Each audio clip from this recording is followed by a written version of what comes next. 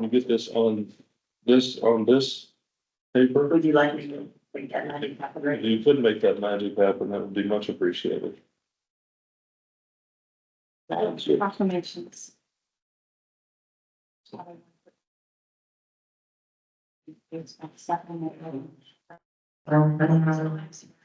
You want that? I know you will. Thank you. Appreciate it. Okay. It is now 9:45. The time we set aside for the approval of the local sponsor application. We'll turn it over to Julie. Well, thank you. Appreciate it very much. Every year we apply to, Ohio Department of Agriculture to be what it's called a local sponsor. That means you're asking for your own allocation of money to put towards a farm easement in your county. And the pie has stayed the same since it started in 2002. But there's more and more local sponsors joining in the program. So I think last year we got about $170,000. That's not quite enough for an average sized farm in Madison County. But we always find landowners who say that they are doing it not primarily for the money, they're doing it for their personal reasons and accept what we call partial offer. So last year we had somebody say, yep, I'll take that money and it doesn't matter that it's not the full amount. So that's So Julia, for the reporting, this is a payment that doesn't cost the county a dime correct. to a farmer to put their farmland in preservation, Permanently and, farmland. It will never change. And they accept that payment, they sign, and it stays there forever. And if I'm not mistaken, you try to find farms that are already adjacent to other farms that you have already granted this, so to make a nice big continuous track. Yes, yeah, so the program has a scoring system that tries to prioritize the best areas for this program.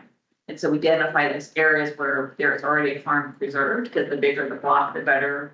We also, this county, have a scoring system that has preference points for farms adjacent to creeks, because we believe that that helps protect their water quality.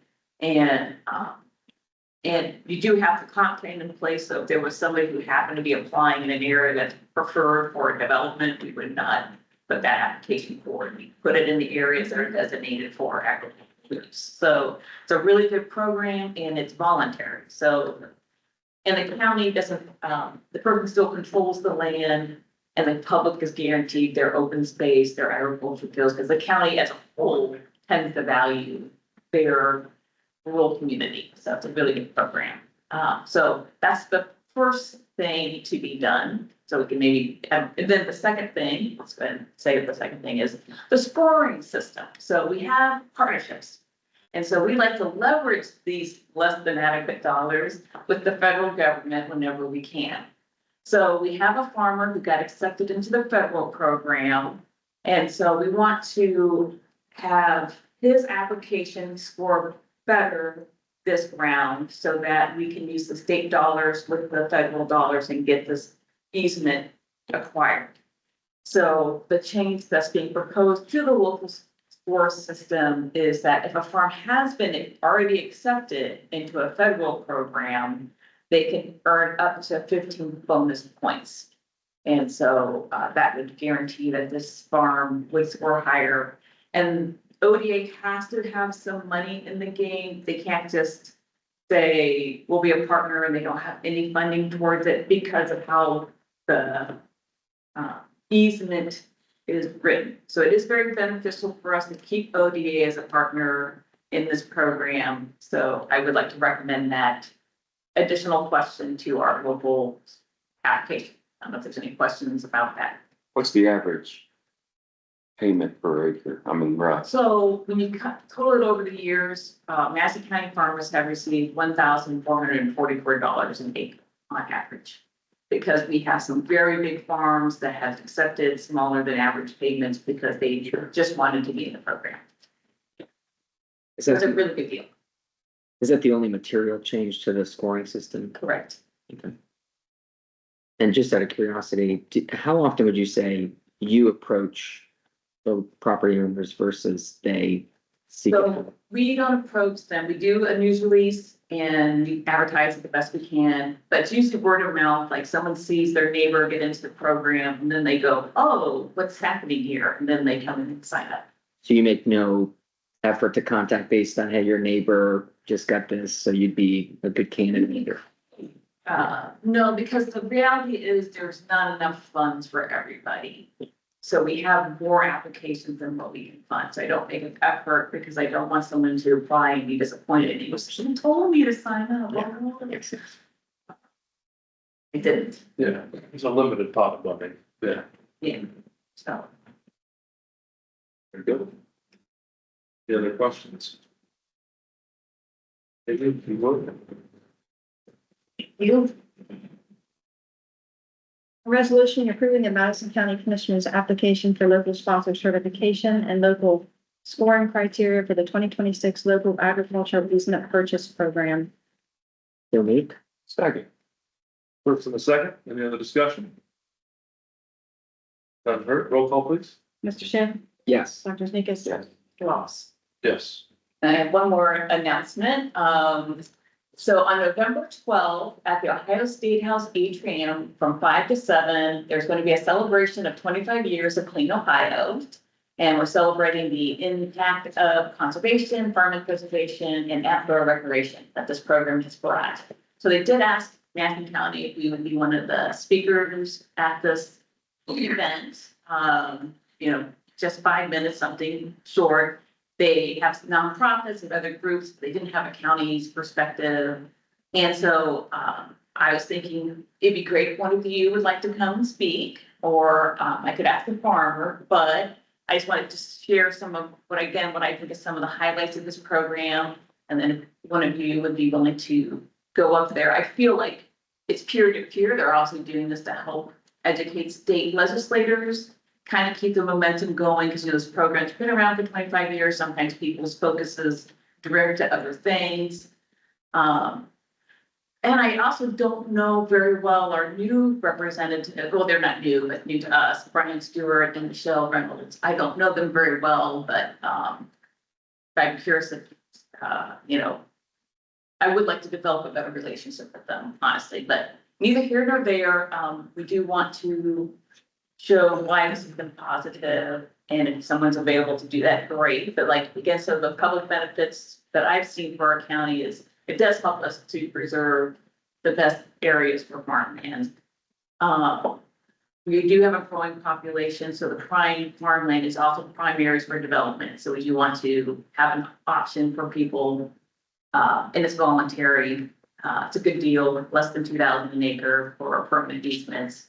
And the partnerships that we formed, like, it has been a program that brought together the state of Department of Ag, the federal government, and we provide the staff to help implement on a local level. So they have the expertise, they have the dollars, and we are in it with our staff. And of course, our landowners are mostly from partners, and they didn't apply, we wouldn't have a program. So we have done 38 easements to date. We have protected 8,000 acres, and now we have Tecumseh Land Trust. So we add those acres in it. We actually have 10,000 acres preserved in Madison County. All farmers of all age groups have applied. We've had the young farmer, which is classified as 35, middle age, and of course the retired farmers. And again, the main driver is not the money; it is the value of preserving that farmland, and the belief that it's something that is viable and is here to stay. So I don't know if you know this, but the first participant of the county's program in the county was Neil Babb, which was the county engineer. He was our first participant.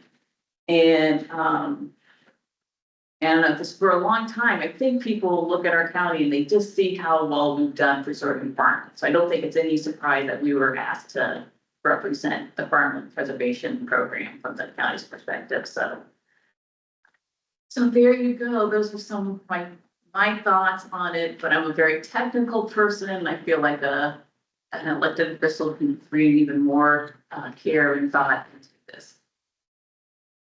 When is it? So it is November 12th. Well.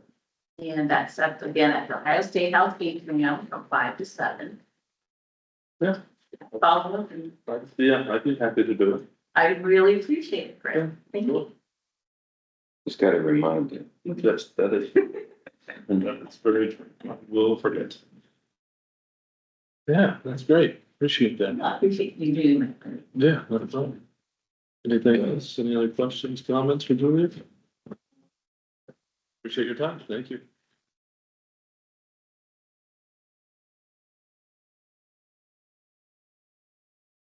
I just got it. Thanks, well, again. Oh, no, on Friday, or not that one? I just forgot your response to that. Basically, all the parts out there.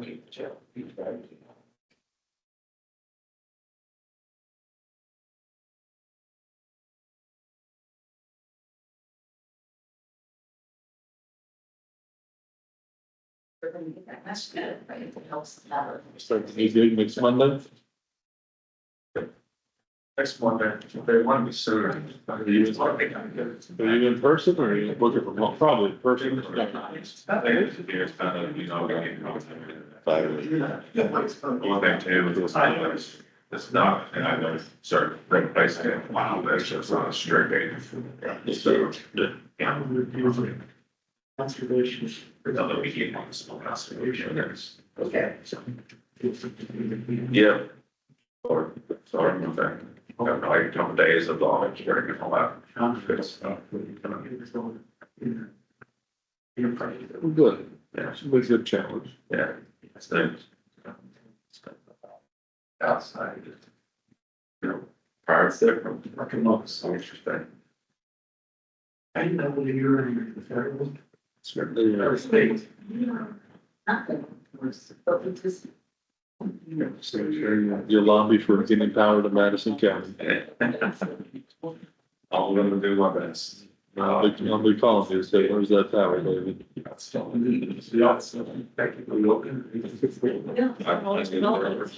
Hey. NEP. A lobbyist? No. Which state lobbyist? Yeah. No, I'll be working with about 30 or 40 of their most important accounts. And then, also being that Warrenburg, I was gonna say, a lot of brokers are already saying, hey, look, you know, can you be that first person I can work with if they get adopted?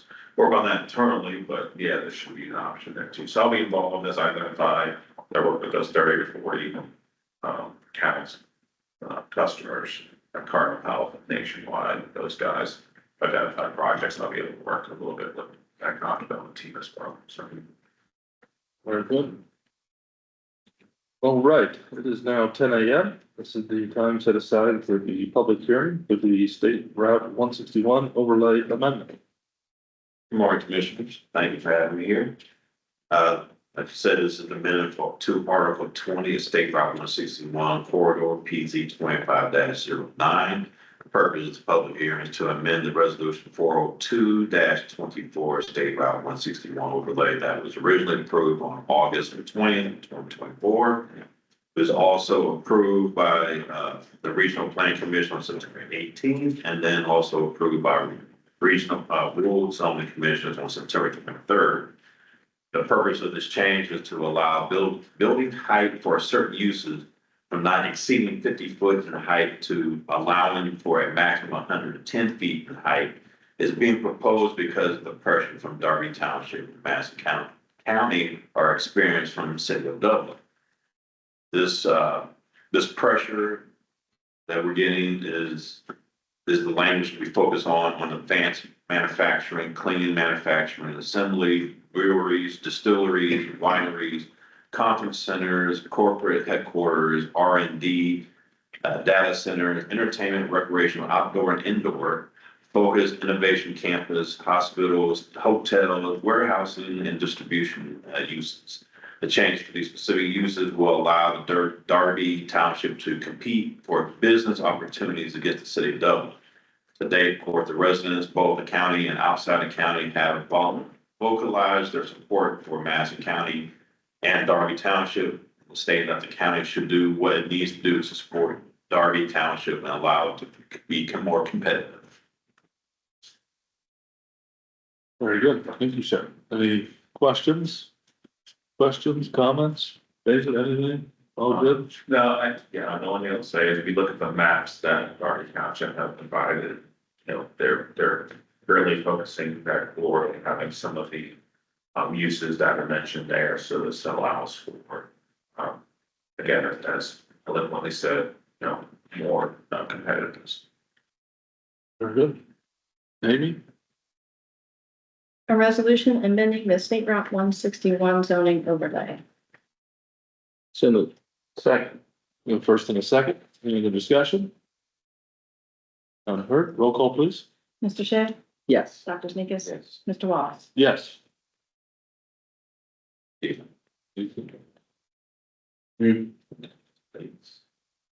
Time development. The dates.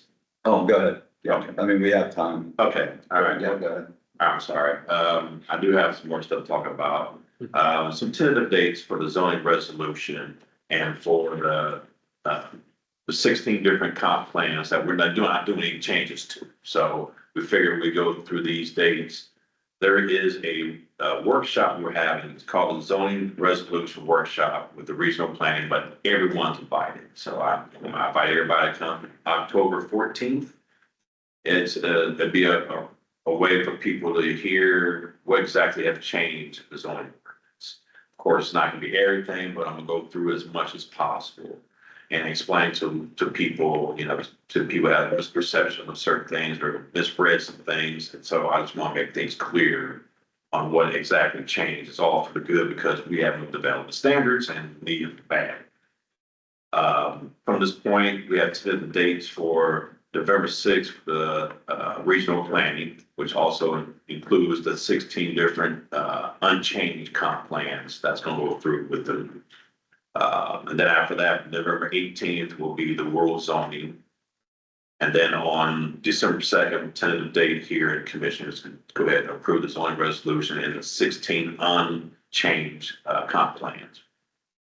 Now during this time, we're still working on Canaan, Jefferson, Darby, and Deer Creek. So while we're doing this, they won't come to the regional until November 11th as a tentative date, and then not until, you can see you guys until December 9th. Just tentative dates, give you an idea. We're not trying to throw too many things in there because people get confused with so many big stuff going on at the same time. And we want to try to separate to make it easier for people to get a handle on stuff. Yeah, Dennis, I just have some questions. So October 14th is what you call the workshop for regional planning, and that would be for the zoning amendment. Yes, that would be the zoning amendment. Okay, and then November 6th, regional planning would presumably approve the 16 unchanged, 16 just as is for the comp plan. So you're separating out the changes from the ones that are not, is that right? Yes, so you have the 16 that there's no changes to, Yeah. but we're also doing the zoning resolution at the same time. So they're both going through because there's really nothing to go on comp. Those 16, there's no changes to it. Guess I'm confused, because there are a few townships that do have changes in the comp. And those are the four that will be seen to November 11th. So we would approve the comp plan in two parts? It's an option. It's an option. It's just because the four, we're still working on those four. So the Canaan, Jefferson, Darby, and Deer Creek, we're still getting input on, what change they would like to have. I just received Jefferson thing yesterday. But there might be some changes that still they want to do, but we're giving them enough time so then, we can really think about what they really want. Right, so you're envisioning the ones with no changes would come to us, what date did you say for that? The December 2nd, December 2nd, and then the one with changes was when? December 9th. Okay, so it's only a week apart. So we could do it separately or all together. Yeah, it's up to you, it's just tentative dates, I just want to give you guys, a little time frame, Yeah. what you got. One way, either way, that December 9th date would be, I mean, we can do all of them on December 9th and just have the zoning resolution, on. I think that's a better way to go, cause it's gonna confuse people, Yeah, you know? yeah, well, what we're trying to do is less confusion. I know, but We then they're we gonna- feel like Somebody will throwing, see something, and Yeah, they'll say, I- well, you guys already approved it on that day, why are you redoing it? well, we're just, here's the options. Yeah. And. I will do it all at once. Maybe more confusing or less confusing, but and Dennis and I talked about this last week at a meeting. Maybe some of the issues that we're having is we threw a zoning amendment, a zoning overlay, and a comp plan. A new comp plan at everybody, all within maybe the same year or same time period, and it was just maybe overload for a lot of people. So, this compartmentalizing things a little bit here. But if you want to do it all at once, like we've always done, that's not, I don't think that would be a problem for Yeah, for us. Yeah, so we can have the zoning resolution workshop on October 14th. The zoning amendment also going to the regional on November 6th, and then November 18th, they go in front of the rule, and then it goes to the commission on the 2nd. And then the comp plan won't come through until the regional, until November 11th, and then December 9th will be the comp. Yeah, I think that makes sense. I think it makes sense to separate zoning resolution and comp plan. If you try to separate A and B in the comp plan, yeah, people will get confused. They'll be like, well, we already approved this comp plan, why are we now considering the comp plan again? So I think that might lead to some confusion, but I do think it makes sense to have different dates in the meetings for the zoning resolution and the comp plan. I think that's the best way to handle it. And I'm gonna dust off my Microsoft project software and put this all into that. And, it's probably driving the nail with a sledgehammer, but at least I'll be able to spit out like Gantt charts and that sort of thing, so you guys can see, so everybody can see the process as it moves forward. So hopefully it'll eliminate at least some, No, I think Some of that. I think having the dates is a good idea. I mean, having a kind of timeline laid out is good. what order it goes to and so forth. So if we could post those dates on our website, so everybody Yeah, knows when they are, right? Yeah. That would be very good. Yeah, we'll work on that. So I want to get through you guys, see you guys think. Yeah. Thank you. We appreciate it. Thank you. Keep up the good work. Appreciate it. Thank you. Thank you.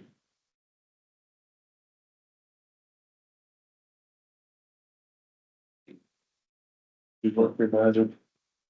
Thank you. Thank you very much. the unicorn dust on. it's until what, 10:20, just one topic, oh. that was good.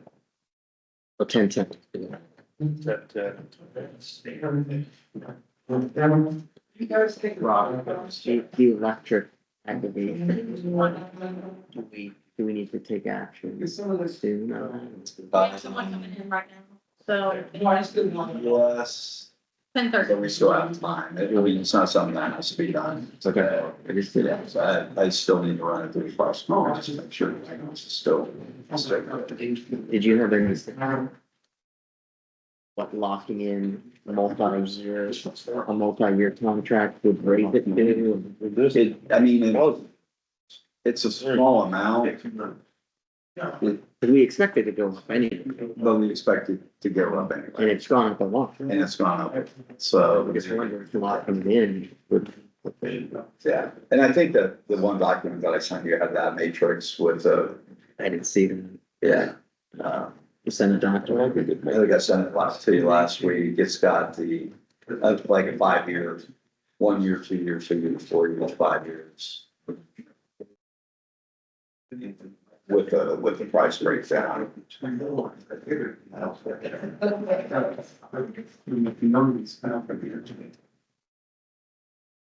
I'm not seeing it. If you're able, if you have it, if you could.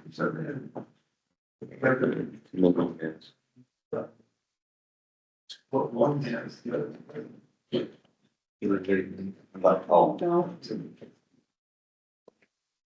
Over.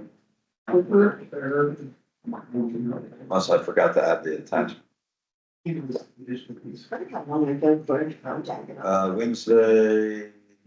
10-1, 258, there's an attachment, called Madison Electrical. Aggregation. Yeah, I just forwarded it to you. I'm just not seeing the attachment. Yeah, there's an email on that Wednesday, the first, it's got the attachment. So I was gonna get like 4 or 5 emails for the thing, so it might be a little bit deeper in there.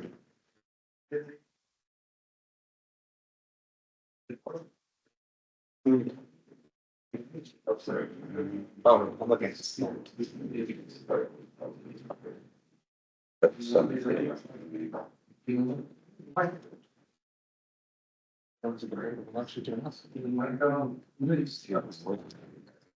What's that? I'm scared. We had a very nice answer. Never winning.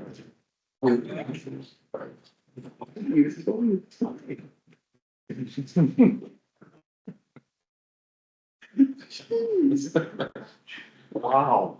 Who doesn't have a sense of humor? Yeah. And he talks about stuff in the therapy. Yeah, I'm like, what's his name? Hello. Or did the review somebody? There's 10 tenants here, right? Yeah. Only. John Wall. Yeah, Brenda, that is kind of contrary. You think, the more you sign up for something, the lower the price will be, and it's the exact opposite. But to your point, it's $3 more. Right up If you sign up for 2 years, but if it skyrockets, right, you're locked in on your price. I see it. Thank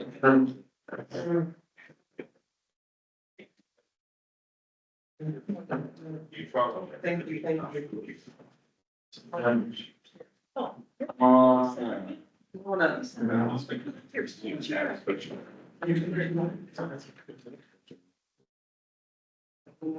Good morning. Morning, you. Well, how are you? Oh, here.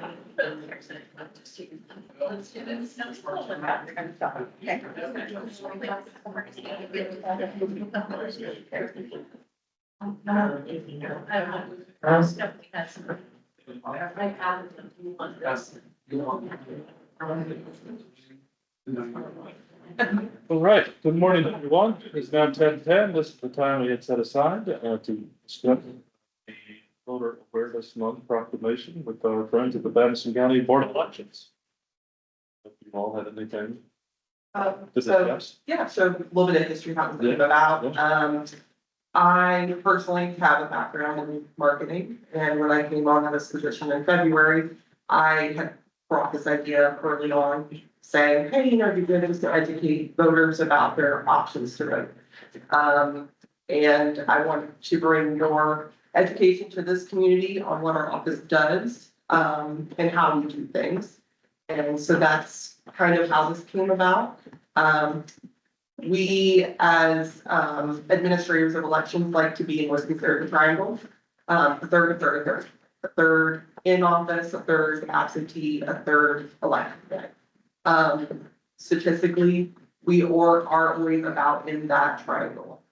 Most notably, the general 2024, 51% of Madison County voters voted by absentee.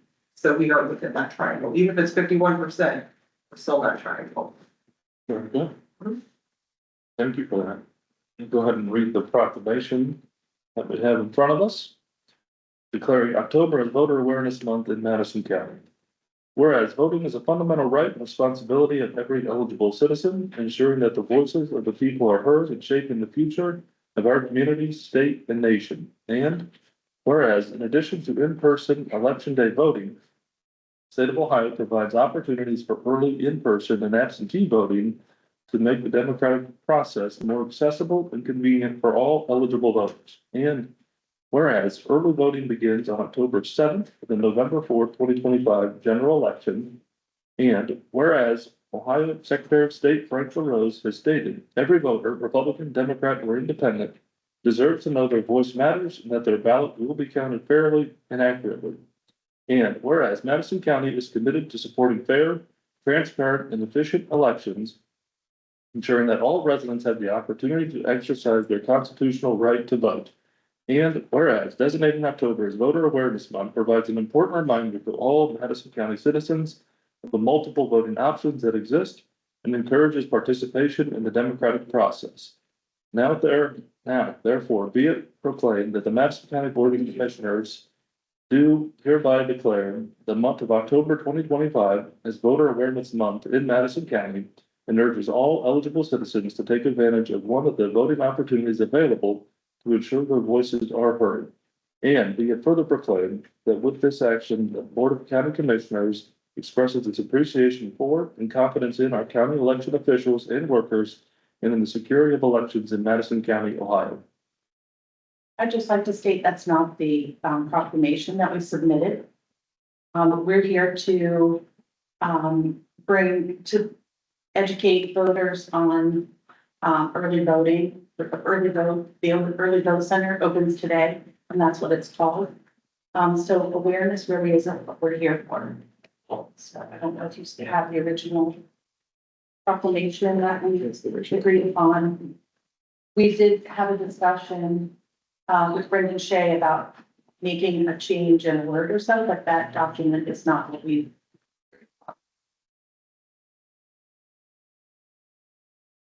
It's not early awareness week, it's early vote week in the election world, in the Ohio Revised Code, in the election officials manual, in all our training in the election world, this is early vote month.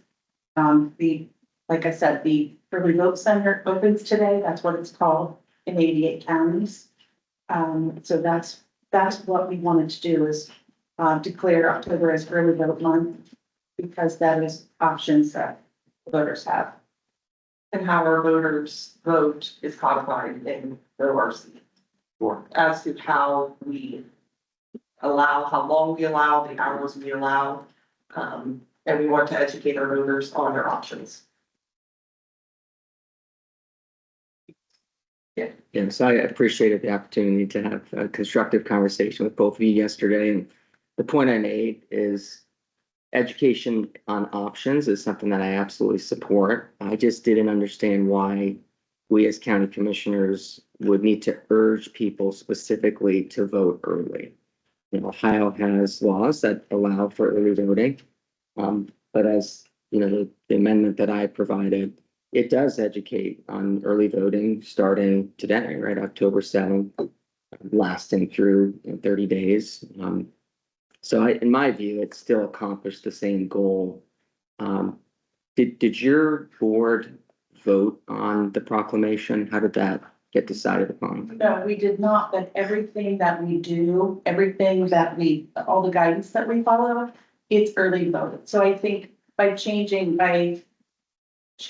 the word early vote in any capacity changes what we do. And that's what we're here for. I mean, it is called early vote. Early voting, absentee, it's all absentee voting. We either vote absentee in person or absentee by mail. And the law provides that extra month for voting. So that's what we follow. I just feel like calling it awareness is disingenuous, I think. Just to be clear, the proclamation that Commissioner Wallace read does refer to early voting. It does. It The is month- mentioned. I would say Right, it is mentioned. Yeah, so it's not as if it's calling it by an improper name, right? Because it does mention the option to vote early, which is correct. Is it not? Right, but I believe it was entitled Early Awareness Month, and that's not what we're here. That's not what your goal is. Yeah. The original resolution was early vote month. And Correct. now we changed it to voter awareness month. I mean, there is a fundamental change in the title of the proclamation. I guess I was under the assumption there had been maybe some phone calls behind the scenes. And these changes had been discussed, deliberated ahead of time. And It seems as though they weren't, or maybe. We had some, Brendan and I spoke last night. We did not discuss the specific changes. He mentioned the word urge was something that was difficult. And I said, can we change that to support or encourage? but take out urge, and we discussed some of his concerns about the candidates side of that, and I shared, you know, our goal, our purpose at the Madison County Board of Elections is to serve our community. Our job is to serve our community, to serve our voters, to make it convenient to give people that opportunity and to follow election law and to administer election law exactly as it's written. And that comes from Secretary of State Franklin Rose. And that was in the original proclamation. So quotes from Franklin Rose, the focus on, and when Stephanie came to the board, she asked the board in May, she came with, I think it was May, asked, April for the idea to do something like this. And we said yes. And then, she and Amy worked that through. So the board was aware that, and supportive of an early voter awareness proclamation so that we're educating our voters. It's available, starts today. This is early vote month. Now, I know you have 3 of the 4 members here, but I assume all 4 members support your original resolution. Is that accurate? I can't speak for the other board members. Yeah, I'm not sure that the other board member does. I don't know for sure, but We didn't have the actual resolution to what, Thursday or Friday, so we haven't had a meeting. We said to Stephanie, yes, Stephanie wrote, worked with Amy, however they worked that out. But our goal was awareness, educating on early vote, not necessarily voter awareness. The other aspect of this, even though we've been in the building that we're in for a couple of years now, there's a lot of people who don't even know where we're at or what our hours are. And so the idea behind this was to start educating people about where we are, when they can come see us. And that's how this kind of came about, because there are a lot of people that still do not know where the board of elections is in the county.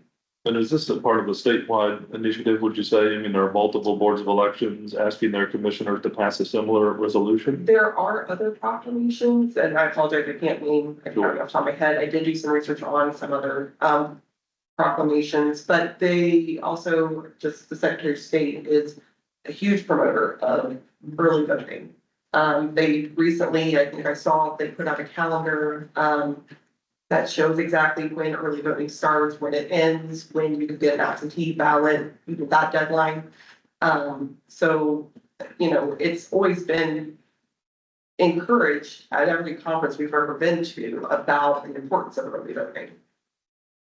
One of the quotes from, that was in the original proclamation, Ohio Secretary of State Franklin Rose stated, Ohioans have more days and more hours of early voting than voters in 46 other states. We should be proud of the secure and accessible system that we have built. Every voter, Republican, Democrat, or Independent, deserves to know their voice matters and that their ballot will be counted fairly and accurately. So that's really where we come from. I mean, there's a lot of education in the election world, in conferences, in directives, and just communication across the state with every board of election, every board, every director and deputy director, to educate their residents and voters about early voting. Would you say that's probably consistent from Secretary LaRoy's to previously Secretary of State Houston? And I think they both have very much encouraged early voting and making our elections easy to vote, right? I think Secretary of State Houston always used to say easy to vote, hard to cheat. So That's okay, it's I fine. think that was their tagline, so. Right. I mean, this is what we do, and it starts today. Early voting starts today. It is absentee voting in person. You can also do absentee voting by mail, before election day. Or you wish us to scrap this resolution? You have no desire for us to pass this resolution? Is that what I'm hearing? We wanted, The one I read. our goal, our goal, I mean, I want to speak for, our goal, our intent here was to educate voters, early voting is available, it starts today. And our community, Stephanie gave you the percent, I'll give you the numbers from the general election 2024. 10,794 residents of our county voted absentee, either early in person or by mail. 9,830 on election day. So our community supports, we just want them to know it's available, starts today.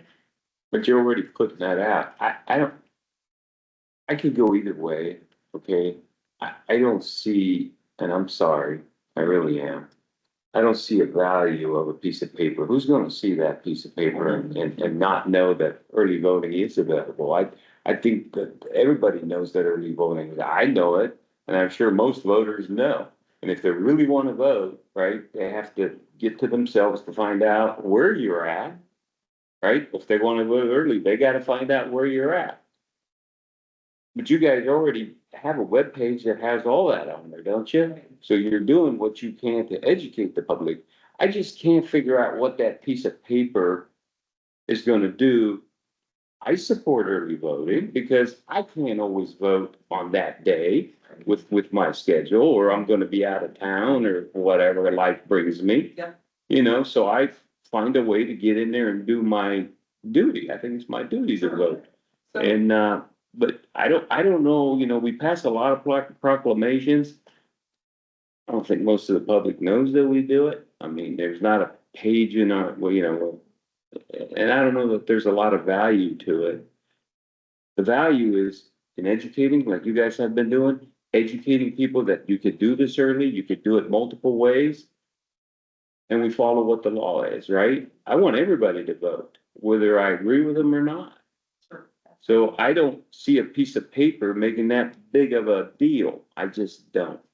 and I can appreciate that. I can tell you that that piece of paper will go into a press release. Oh, that I'm we sure, put on our I'm sure you website, will. That we would put on social. The other media. thing I have an issue with is that your board hasn't approved it all the way either. I thought, you know, that maybe the whole board should know what the rest of you are The thinking. whole board is aware. Oh, okay, Yeah. but have they, Private meetings. we okay, can discuss okay, it. I didn't know that. Yeah, You don't have to vote on it to, to bring it to us, this happens regardless. The board doesn't have to have any. okay, I don't know your, I'm I asking. mean, this is happening. None of this is something that the board decided.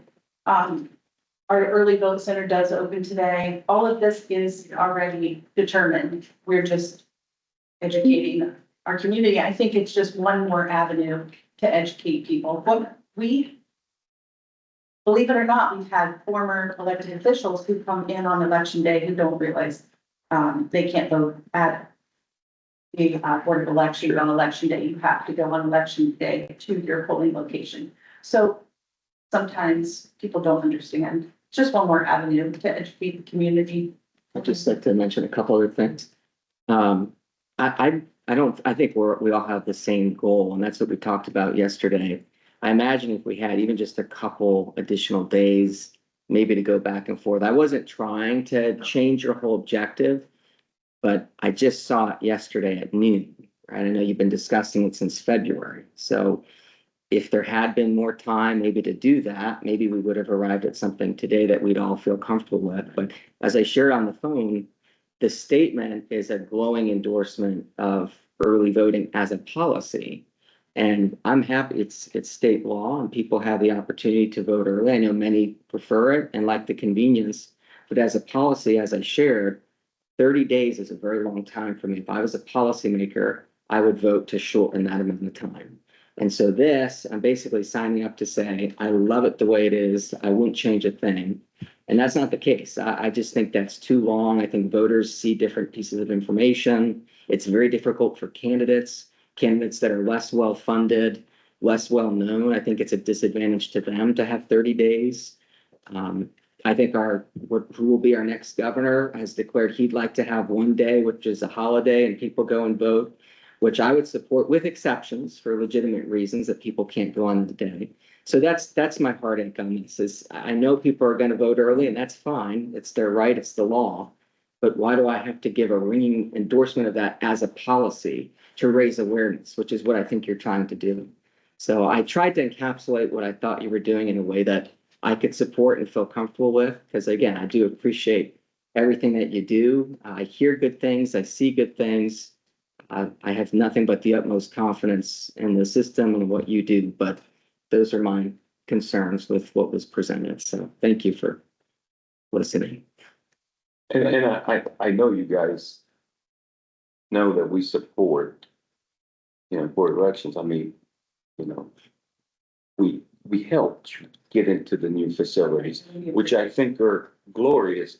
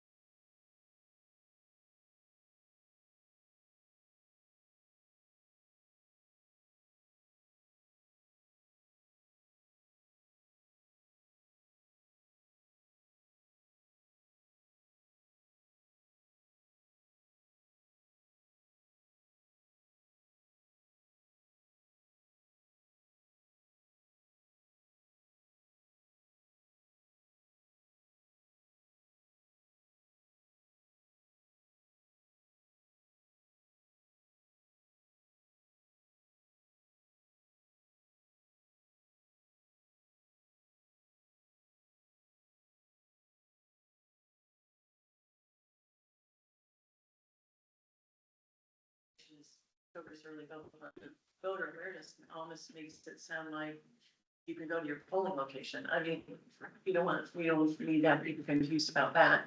We do have quite a few people that come to us, board of elections on election day and say, well, I can vote here. No, that's early vote. So we do still need to educate our. This isn't gonna tell those people anything. Early You vote. still have to educate them through other avenues. Yeah. You know, I think this was just one more avenue. We do a lot of rankings, we try any avenue, so. Yeah. Well, maybe there can be some communication between now and next week, to see if we can come to an agreement on the wording of a proclamation. But we're a little bit behind schedule, so I would like to move forward. Thank you. Yes, sir, in the back, did you have a quick comment? Yeah, it seems to me the argument is over the title of the document. Is there any way of having voter awareness in early voting education, just put in the title and go with the one? I think I think there's some problems with the language of the proclamation too, not just the title. But yeah, we'll see if we can't reach some sort of consensus here in the next week on a proclamation that everybody can support. So we encourage some additional communication. Thank you for coming in. Appreciate it.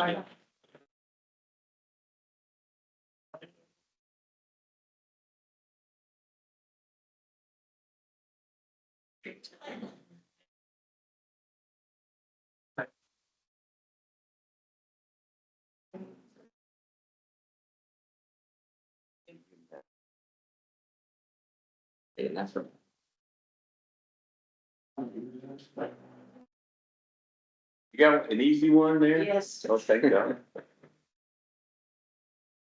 For the record, don't belittle your proclamation. Makes a difference to a lot of people. The ones We that get read one it. every year and I send it out to doodles of people. Don't belittle your And proclamation. don't belittle, So you said piece of paper, no one's gonna read it. a lot of Don't people belittle don't read it. because I've never had anybody, this is my 7th year here, never had anybody to come and tell me, oh, I love that proclamation. you did that one. Oh, you did, yeah, thank you. I appreciate that. Don't, the little things like that, we were all in sports in school and we get those things from the senators and stuff. Now at this point in my life, those things were huge, like I was like, yeah, whatever. But don't belittle the proclamations, they're important people. All right, with that said, ADA coordinator, as y'all know I am.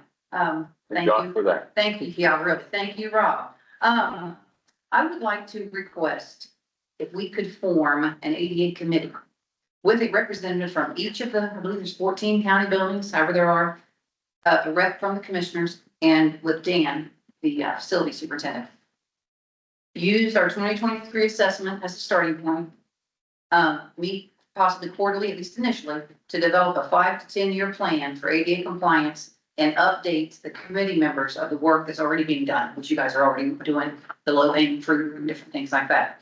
An annual allocation, hopefully from the commissioners to upgrading the facility based on priority, based on whatever. And then reps from each building could then handle the initial complaints and concerns and attempts to resolve. I mean, if someone comes into municipal court, and they want a hard chair versus whatever, that should be easily handled right there with folks right then and there. It doesn't need to rise to the level of complaint. Any other buildings, board of elections or anything, there should be someone at each location that can say, okay, what is it that you need? And if it's reasonable, they should be able to accommodate, which is the whole thing with ADA. And then notes from these meetings, we would use those to address the lovely requests I get, to where this is where we're at. This is what we're updating. And then lastly, please remember ADA compliance helps everyone, not just the couple of people that like to just complain about everything. And, in the last couple ones, basically, public records request is just that. And when you don't make any requests for anything other than just questions, I can't help you out. But I'm hopeful that this ADA committee, and maybe we get to the point where we only meet twice a year. There's someone at each facility that comes and says, hey, we've got a problem here, or whatever. If everyone's aware, everyone can. I've never been in a situation where I can't solve the problems, can't do anything, but yet I get all the grief. And I don't have a hand in fixing something at the municipality. I don't have a hand in fixing something, but this committee, I think everyone would be able to, the documents, the meeting minutes would come to you guys for you guys to see. different things like that. But I just think it would put Madison County on the path towards, the goal being full ADA compliance, which may or may not ever get there because some of that stuff is pretty extensive and we've got a lot of old buildings, those kind of things. But that would be my ask is that, we could, wouldn't be a financial obligation other than maybe a annual allotment that we could use for, fixing stairs somewhere or whatever, based on priority, based on what the most urgent need is. So, see, I told you, simple, that's it. And it would be your responsibility to form this committee, to run the meetings, all of that? Yep, well, I mean, as ADA coordinator, I just spend my time answering public record threats and say why. And I've never met the most recent gentleman. Available in my chambers.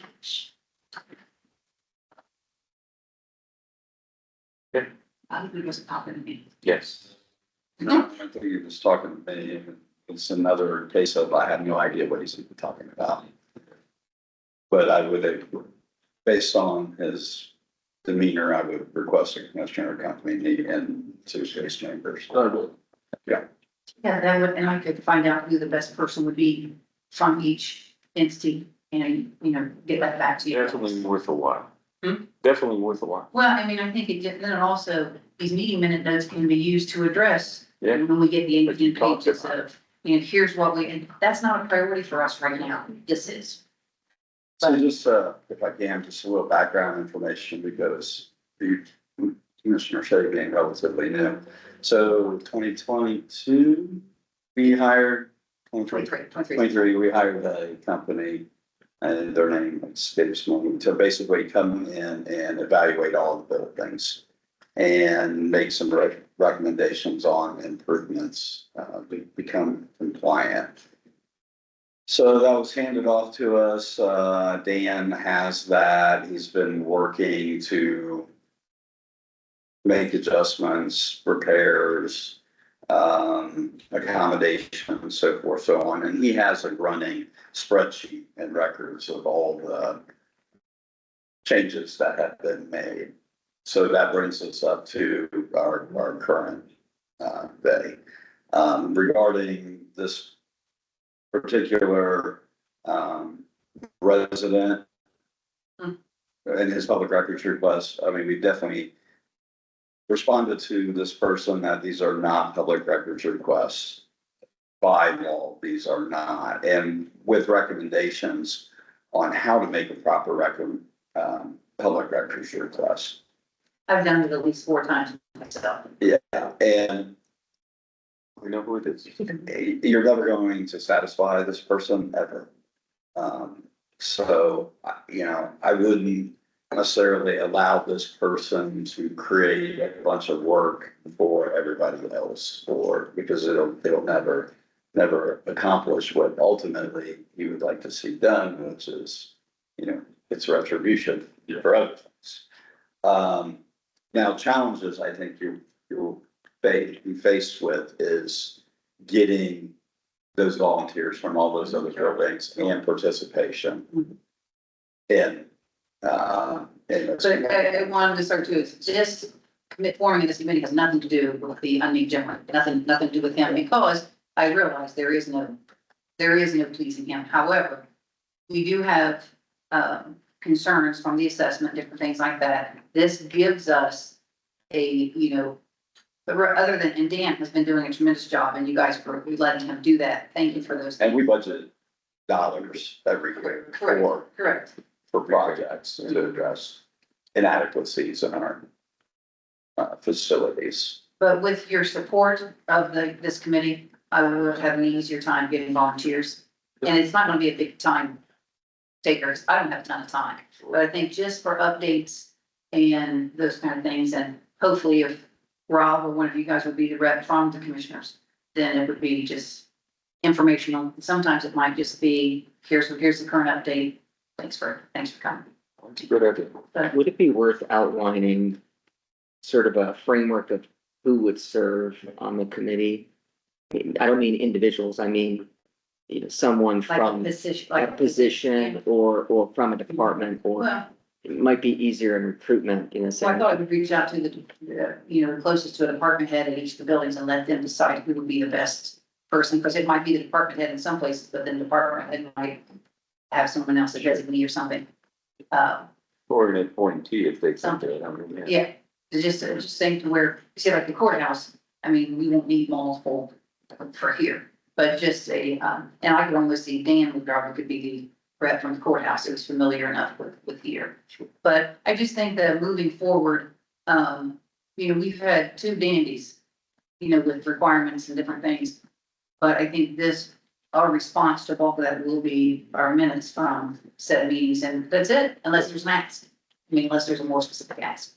And as Rob said, there's not been an ask, it's just been questions. Then you want to publish those meetings, minutes to somewhere, right? Yep. I just think it gives us, but again, we got that, like Rob said, the 2023 report. There's no way to expect that to be done in 5 minutes. There's no way. There's just no way. But we can put together a 5 to 10 year plan, with the big ticket stuff or the most impactful things first.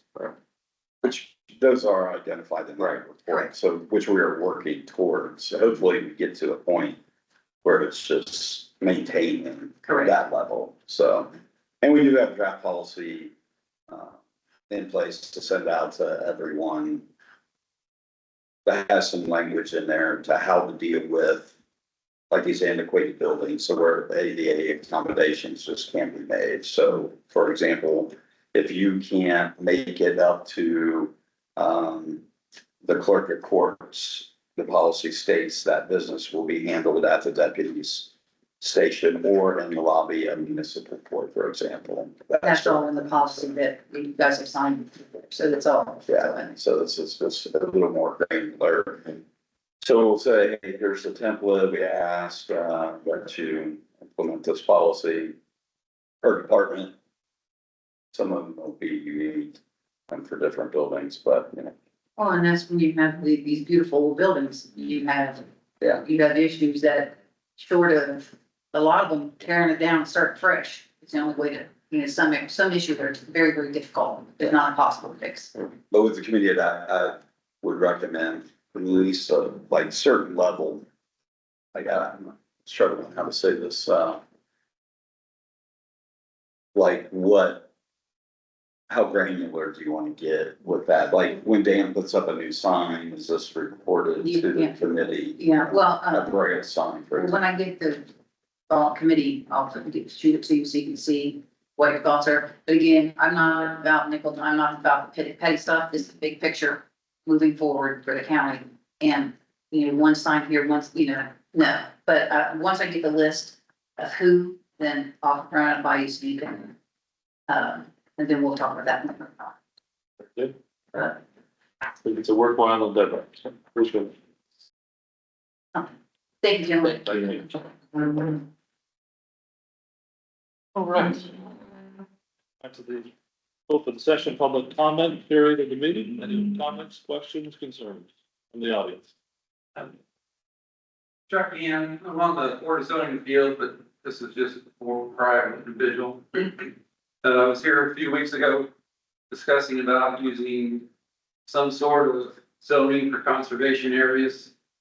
And I realized that we've got a conservation residential overlay that is to be used in the enterprise zones. And I thought, well, is it possible to use this conservation residential on the other conservation areas out in the county outside the zones? So that meeting, Chris, you weren't here. You were over in Japan, and then they said, well, come back, let you talk to people who are working with it. That, so is that something that can be done? I know you don't want to do any more changes to the zoning code now. You said, get this passed, we'll come back and do this later. But my question is this something entirely new, or can we just use that conservation residential outside of the zones, some sort of language to enable it to be used outside? So is that something that's possible or? There's a conservation residential outside like the growth corridors that we've Yeah. identified. Yeah. I was told, What it all started was, Chris, you know, behind, my nephew owns 50-acre wooded tract. Yeah. It's in agriculture area, zone A1. He does not have a conditional use with it. The tract is split up into 4 or 5 different tracts and the conditional uses went elsewhere. So he's got this 50-acre wooded tract. He bought it knowing it didn't have a conditional use. But it also has on top of it, the conservation overlay to it. So thought was, okay, if he wants to build a house, you gotta change the zoning to it, because you can't do it A1, because you don't have a conditional use. Well, when you go to the comp plan, and look at what the comp plan is, comp plan says conservation. So, okay, go with the zoning code, where is the conservation zoning? Well, there is none. But now you've got conservation residential, and I thought, oh, okay, we use this. So I go in and talk to Dennis, and we were at the subdivision review committee meeting. And said, well, can we use that? And he said, well, no, it can't be used outside of the zones. And other members of the committee were a little bit, well, I'll speak for Julie, I hope she can verify, but she was a little confused about that too, thinking that maybe it could be. So my question is it something possibly that can be done, or how do we fix the problem, I guess? I want to try and keep it as simple as possible. Where's this property located? It's it's in, off of 323, Pleasant Township. Okay, Pleasant Township. And they've got the zone close to it, but they're not wanting to expand the zone because they don't want to change. So his only other possibility is to have a rezone R1. He doesn't want to change the zoning to R1. He wants to keep it conservation. So that's why I'm kind of having to push. Plus, we don't have any conservation zoning for the areas that are designated conservation. Now, I realize it's conservation dash floodplain. But, you know, 50-acre parcel, he's got floodplain runs down the center. It's like 30 feet below what the rest of the property is. It's, you know, it's got the conservation overlay to it. It's possible to put one house in there. Just the way things are physical. Yeah, so it's 55-acre parcel. It currently does not have a residence, and you want to build a residence on it. Yeah. That's the issue. Yeah. Okay. And you got other areas out in the county, you know, we're supposedly trying to save farmland, open farmland. And this is an area where you can put some residences and take the pressure off of that. And still satisfy the people down in that area. Gotta have something to give them a path. Right now, there is no path.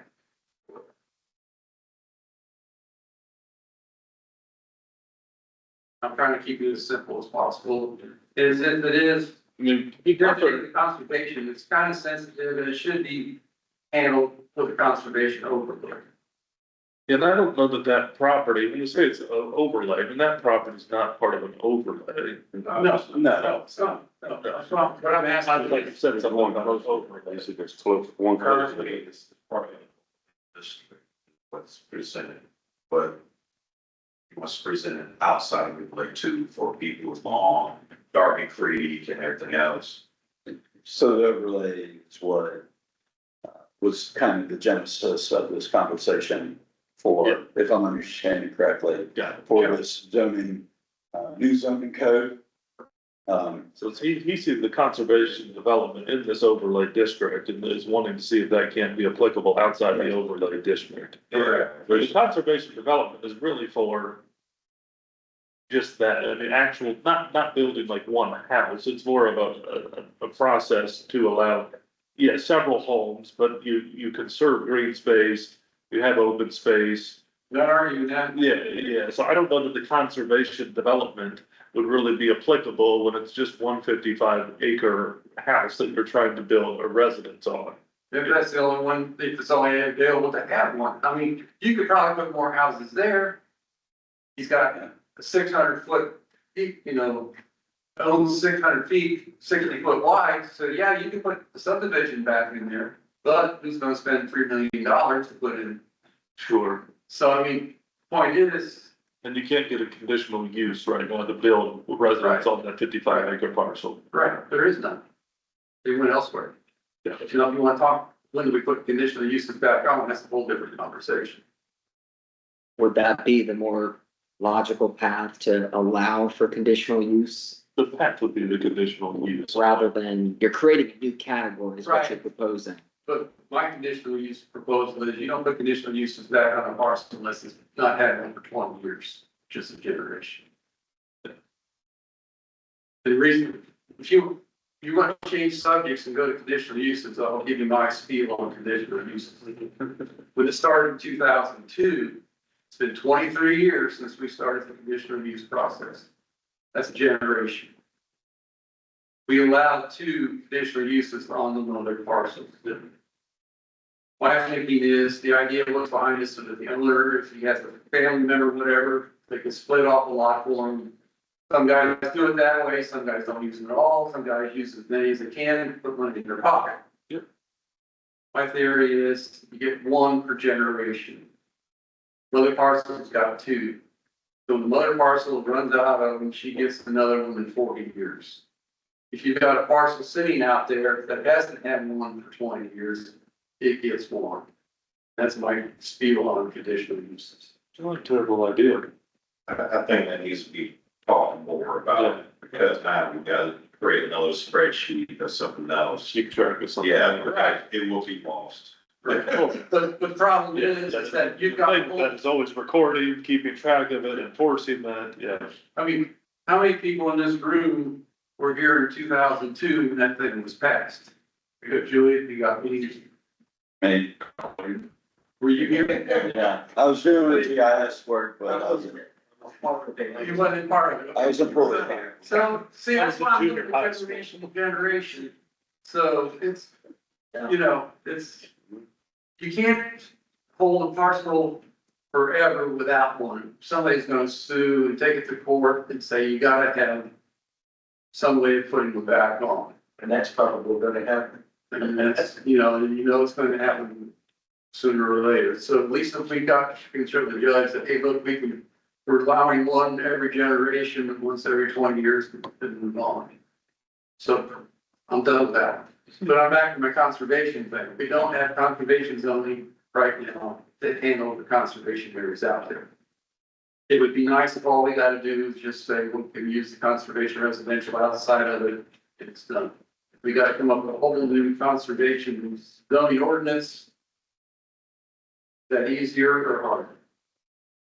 Well, I think with that, I think we should allow this pass through the zoning resolution we have now, and then we can go back, do a workshop on those 2 subjects and really think it through with everyone, come together, kumbaya and everything else, and just focus on 1 article instead of trying to focus on Yeah. 53 articles. I mean, I'm not. it gives us enough time to really narrow it down and, you know, I think that's, just I think, have better standards. yeah, we're too far gone in this process with the current. Right, zoning. I'm not. Yeah, no, I know you're not, I But know. I'm gonna get this started. But it's I think you bring up a valid point that's worth a conversation going forward. I certainly think that's right. But, you know, I'd like to know when we get started. Yeah. I mean, pretty much for me, maybe I'm wrong on this, but I think the zoning code's pretty much in bed, and it goes on pretty fast. Unless something really gets blown up, but if it gets blown up, but then we bring this into it then too. But that's, but, you know, I'd like to get The ball rolling. yeah, so who do you go to get the ball rolling? You're here. Okay, so let's see if we get the ball rolling. This is the spot. Well, that'll be maybe an important thing, as you know, David's leaving, so his replacement will be here soon. So that'll be a conversation we can have, of course, with Dennis and David's replacement and get that ball rolling and have that conversation. So I mean, we'll have that conversation and we can even put it on a future meeting, we can get time set aside to have that exact discussion. But let us, come up with some ideas, maybe have some options, regroup in a couple of months, once we get this actual zoning resolution dealt with and passed. And then that'll probably be a good time to have those conversations and, about some ideas that came up as a result of this process, right? When you go through this process, there's always ideas that come up as you go through the process. So once this is done, we can kind of have a conversation about those other items we might want to address. I'll be back in a couple months to find out where you're.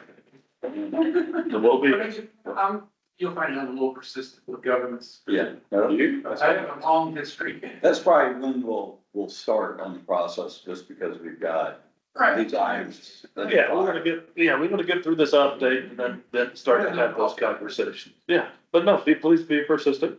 You know, that's fine. We don't mind persistence. But I also don't want to be the person like the others that they're too annoying. No, you're fine. You're fine. No, we appreciate you being here. Thank you for bringing it up. Thank you, gentlemen. Thank you. Chuck. Did I say something wrong? No, Hey, I screwed up last night. you didn't say anything wrong at all. No problems. All right, anything else, Mark? Do you have something briefly? First of all, I want to take the time to thank Chuck for taking the time out for our town hall that we had back on the 24th. I asked Chuck if he'd be willing to come. He came, and I don't think that we really gave enough time for the mapping that he brought. It really showed how Madison County looked back in 1981. And here at Fort, I mean, it was just really interesting when Chuck presented the map, what Madison County looked like 44 years ago. Yeah. I mean, it's something. Big change. Yeah, huge change. So thanks for that, Chuck. Julie's got it now. Julie's got it? Okay. And I want to second, you've been a great asset at some of these meetings, speaking up with residents when they don't understand about some of the development pressures and the tools. Yeah. That's right. Your experience right down south, so thank you. Yeah, it was good for me, and I appreciate I think we should have a proclamation. it. A proclamation. But then Chuck every. Hand did it. Don't think dare. Chuck will be. But that also brought around, you guys were moving forward with the I-61 corridor. I appreciate how you guys move forward with the amendment, today. Last evening, we were discussing as trustees, how we move forward. You guys know we're pouring our heart and soul into this thing. And you guys all are aware of that. How do things look, you know, and again, Dave Carroll's moving on. Then how do we keep good communication going? That was something that was a concern of us, for me as a trustee. And then hit upon an idea, and I don't know if it's practical with the expenses that we incurred. In the last 18 months, I think it's cost us a little over, right around $110,000 in the last 18 months for legal fees as well as for planning. And a lot of that is really beneficial, I think also, for the county as a whole. And I didn't know, so we wrote this letter, and I'm not gonna go over the whole letter, and Amy made some copies for you guys to be able to look at, read, you know, about the possible consideration about working together with some of the consulting fees as we continue moving forward. So I'll leave it at that. I'd like to have you guys just, I'll leave the original with you. You guys can read it. It can be discussed. You guys can have a long morning and you're good. Yeah, you know, So I'll leave it be at that. I appreciate your consideration. Thank you, sir. Yeah, thanks for the letter. Like I said, I got it here. We'll give it some, we'll read it over. I know you approached the Port Authority too about, you know, maybe helping with some of the costs as well. So maybe we'll revisit that conversation as well. But- Yeah. Okay, thank you. Well, yes, they wanted to loan us money, but. Yeah. Yeah. Thanks again. We'll see you guys. Thank you. See ya. Appreciate it. Yeah, and if you guys have any questions, yeah. Yeah, we'll do things. Oh, my gosh, I'm on the very proud. Have a copy. Yeah. Or you. Want to make sure we're not missing any deadlines for the electric aggregation. So, we have another week there. That's concerns. Let me double check my email from, but Scares me. I mean, there's definitely, I saw it, well, doesn't matter. It's a program. We're not bumping up against that just, you know, that's fine. You know.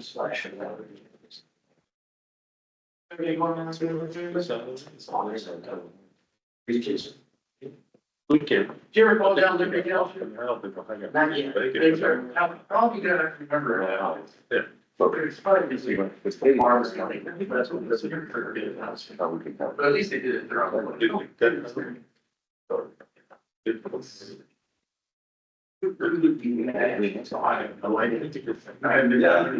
There's nothing on the work. So I'm sure. Paul might mention that there's just something. Sure. Sooner than later, but once you step in. We've got everything's set. And you got the PDF with the.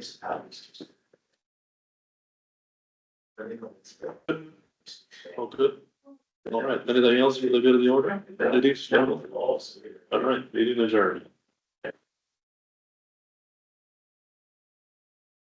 It's in the state before So we don't have to help you.